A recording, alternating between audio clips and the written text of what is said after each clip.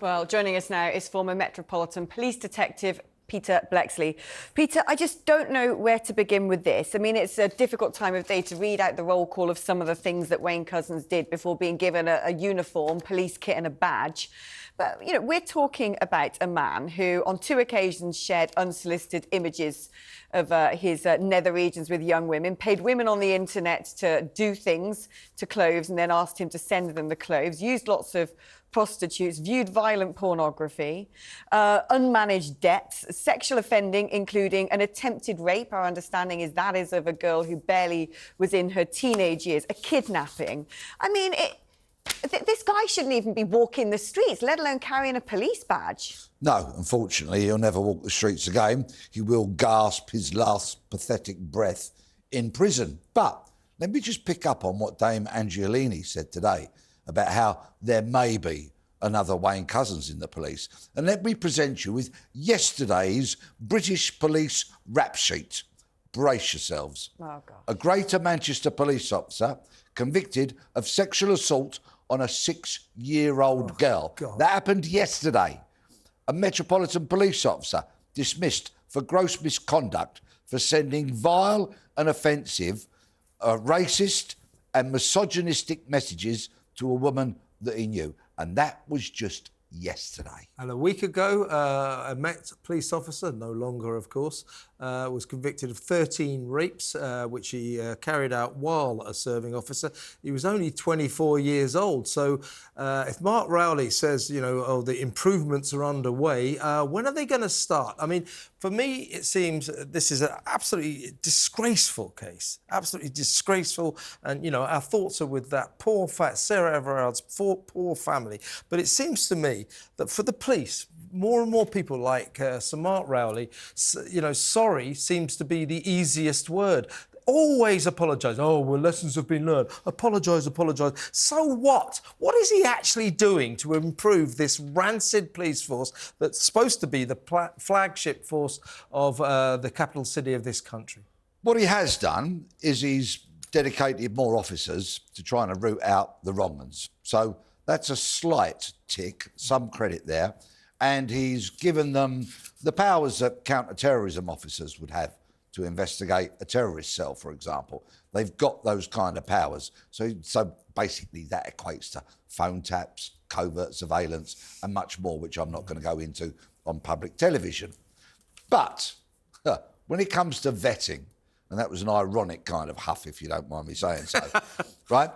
So Mark Rowley, before he took his break from policing, had responsibility, because he was a very senior officer, before he went on his sojourn, before he retired the first time.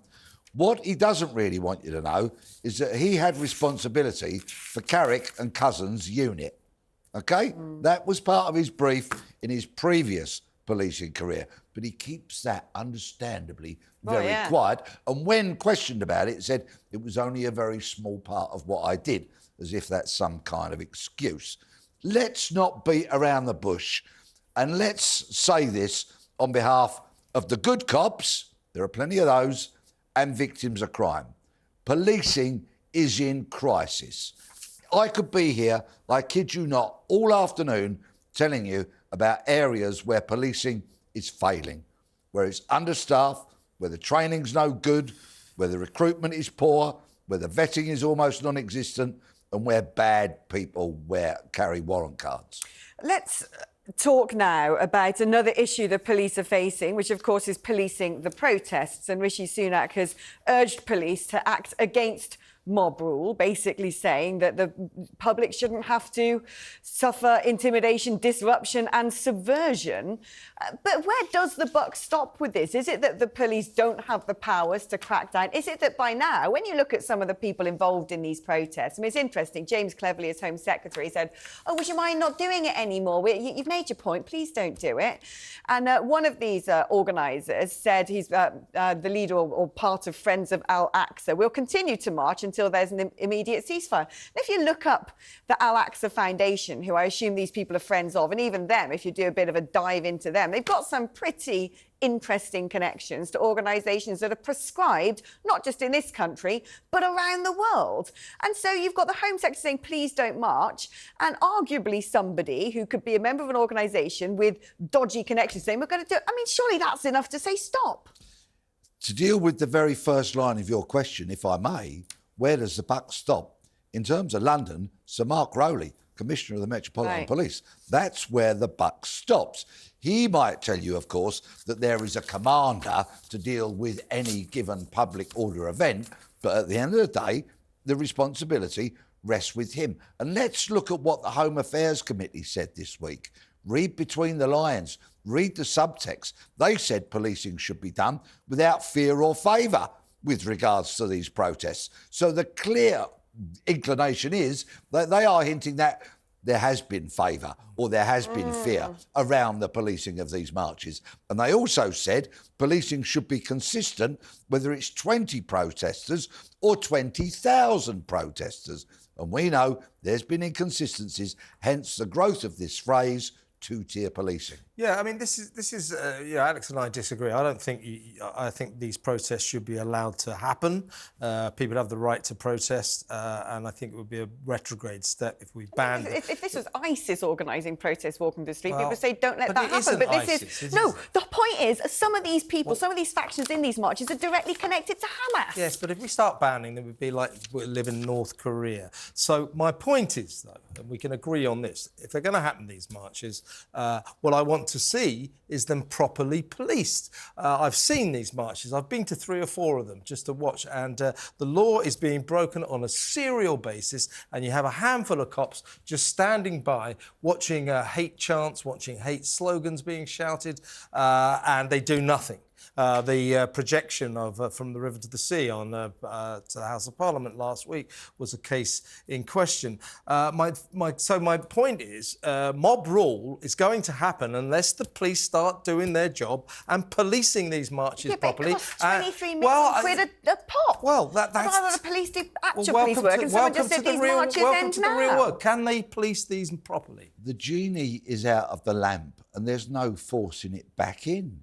Because, of course, the attitude of the police, if we go back to the middle of October last year, when they allowed all of this to happen. Now, I'm not saying that policing a large protest is not complex and is not difficult. To go into a mob and pluck out one offender or 2 offenders from tens of thousands of people is very challenging. And we've seen the Met, they've gathered images, they've stuck them on social media, and they've got back and arrested people later.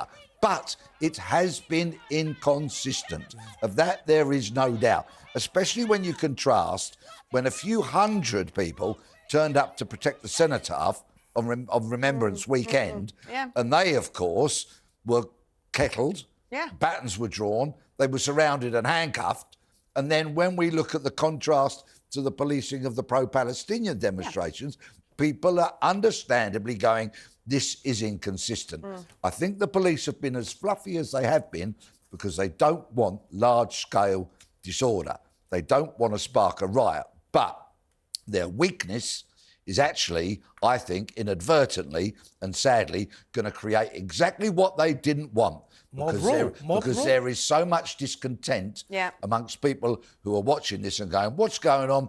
What must we do to make our voices heard, to make the police do their job? I agree. And finally, it seems to me that our good mates, the wacky environmental activists, have been at it again today, this time in the City of London. Who remembers Extinction Rebellion? Last year's thing. They want to get their oar in. This is them in the city today.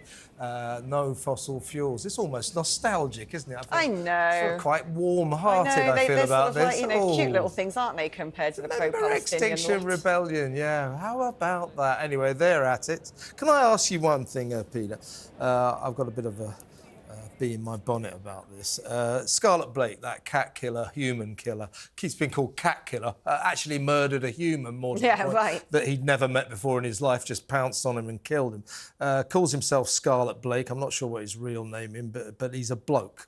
And he's been sent to a male prison, quite rightly, for the egregious murder. He also killed a cat, mutilated a cat and put it in a blended. blender. What a horrible person. He's a bloke. He's gone to a male prison. Why are the police still referring to him as a woman? Throughout this investigation, it was a she. So what I'm saying to you is, how are they going to investigate crimes properly if they delude themselves with woke lies? Crime fighting has been sacrificed largely by British police leadership on the altar of diversity, equality and inclusion.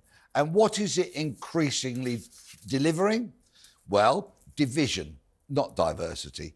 Only last week, the police announced that they've set up their own kind of protest group because certain rank and file are fed up with this gender ideology. So they're pushing back against that. Good. Equality is creating inequality in so many ways. Oh, yeah.